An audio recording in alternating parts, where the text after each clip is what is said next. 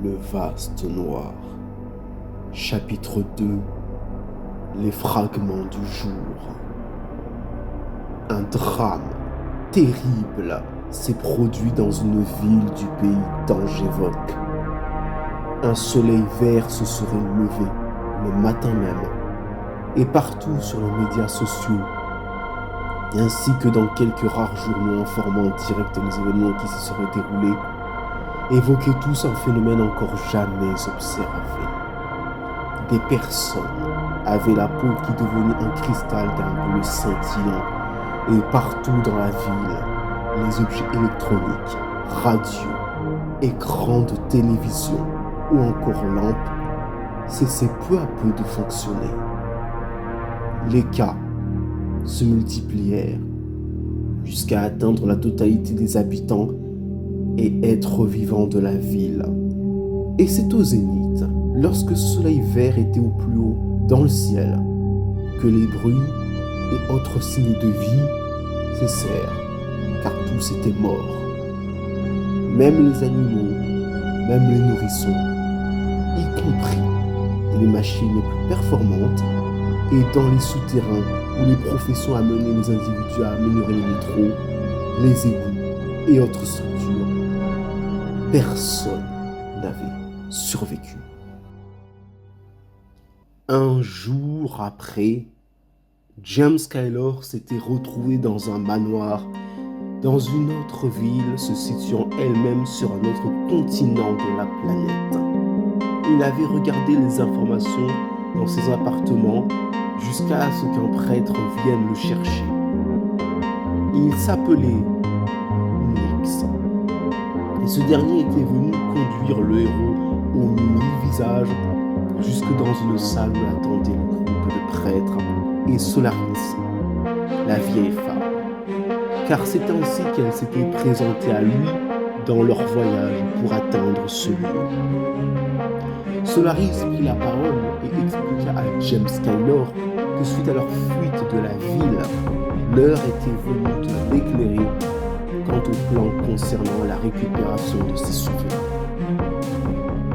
Monsieur Skylar se souvenait de l'urgence de partir au plus vite, étant donné que, comme l'avait prévenu Solaris, les hommes de la tombée du jour, n'appartenant pas au commun des mortels, leur puissance leur permettait de provoquer des catastrophes telles que l'extermination de toute vie dans la ville.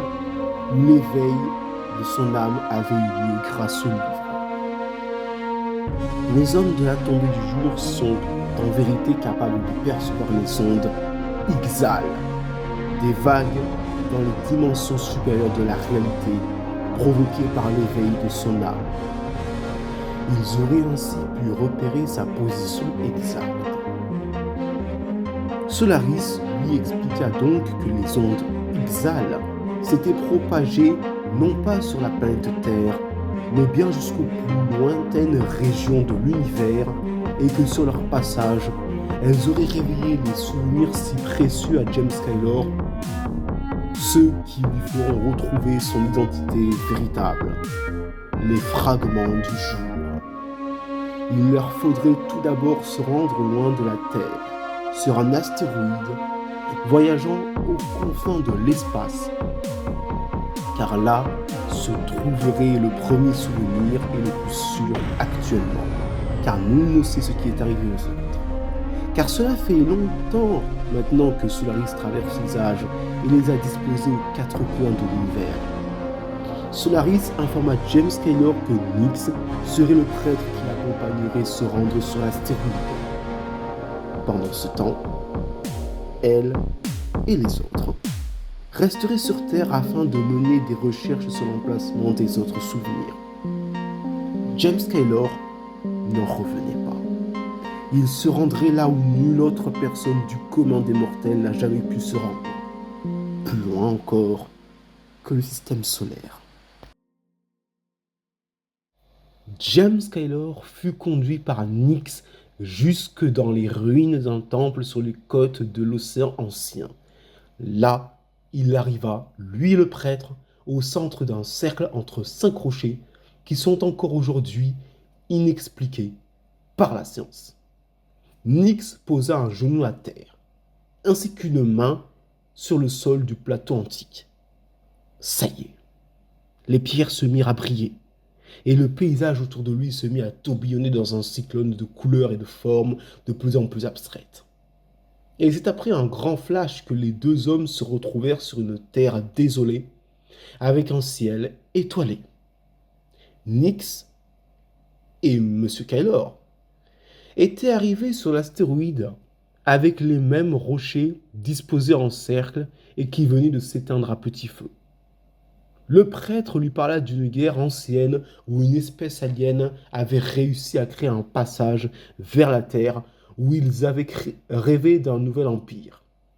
C'est donc dans une lutte acharnée entre Solaris et les prêtres de l'Antiquité pour sauver la planète que leur invasion fut repoussée.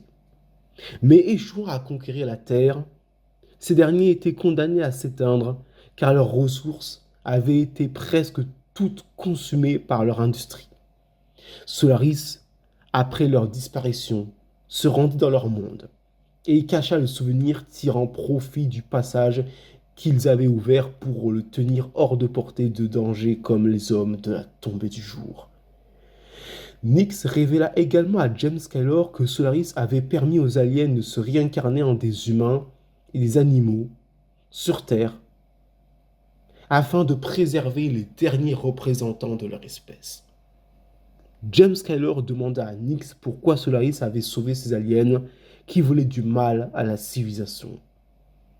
Nyx révéla à James Kaylor que le but de la vie est de vaincre une chose qui s'étend bien au-delà de la réalité de l'éternité. Les deux hommes, alors qu'ils marchaient, aperçurent enfin des structures au loin. Une fois être entrés dans ce qui ressemblait à des ruines d'une ville extraterrestre, ils arrivèrent devant un réceptacle qui soutenait une orbe. Cette orbe était scintillante. Elle renfermait des sortes d'étoiles. Les deux hommes s'approchèrent et Nyx fit signe à M. Kaylor de s'en saisir. Maintenant qu'il l'avait fait, il voyagea alors jusqu'au plus profond de son esprit et commença à voir un tableau fixe, mais qui représentait un homme chevauchant un étalon ailé, un bras levé, au bout duquel une main d'où brillait une flamme. Dans un ciel dénué de couleurs, il volait, et derrière lui, un cortège d'espèces animales et végétales, des rochers, des cours d'eau, et même des étoiles. L'humanité elle-même semblait suivre cet individu sous la forme de l'être. Ce même individu qui se dirigeait visiblement vers un symbole d'espoir et de futur. Qui était-il donc? Après être revenu à lui, James Kaylor fit part de ce qu'il avait vu à Nyx, et ce dernier lui apporta plus d'explications. L'avènement du sauveur de l'humanité fut des plus sombres. La Terre faisait face au vaste noir, un symbole absolu de mort de la réalité. L'ultime menace. Afin de sauver ce qui est, James Kaylor fit le choix de ne jamais connaître le repos.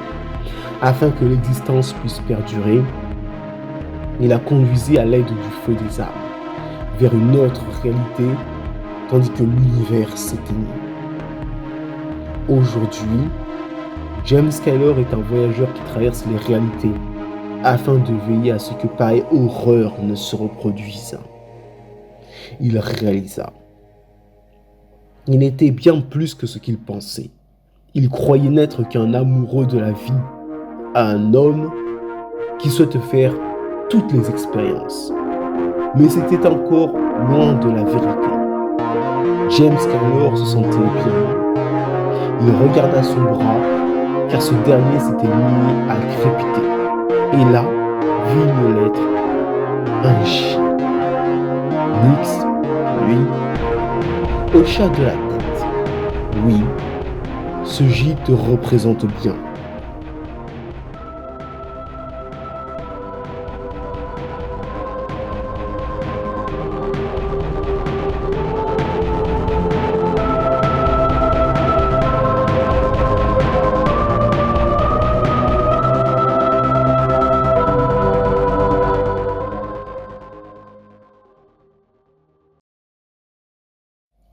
Les deux hommes retournèrent sur Terre grâce aux vestiges de l'invasion alien. Ces 5 rochers disposés en cercle sur les côtes de l'océan ancien. Mais le paysage qui se redessina n'avait plus rien de splendide. Le soleil était sur le point de se coucher et le ciel sombra dans un chaos de couleurs entre le sombre de la nuit et le jour mourant.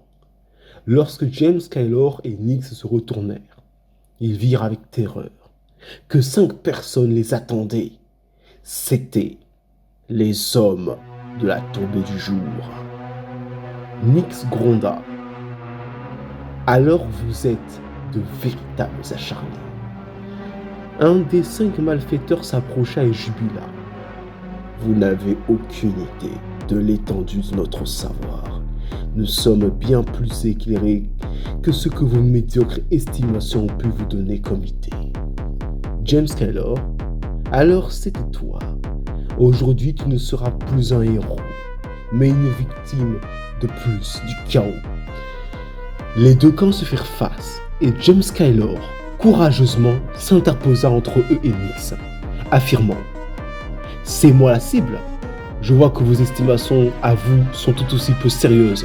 Vous auriez dû venir plus nombreux. » Les yeux des malfaiteurs brillèrent de fureur. Les 2 camps étaient prêts à s'affronter. Et alors que l'atmosphère se chargea en tension, pendant ce temps, dans une sinistre prison, une créature enchaînée et nullement humaine, qui devait être torturée depuis des décennies et agonisante, se mit à sangloter. « Je suis désolé », murmura-t-elle.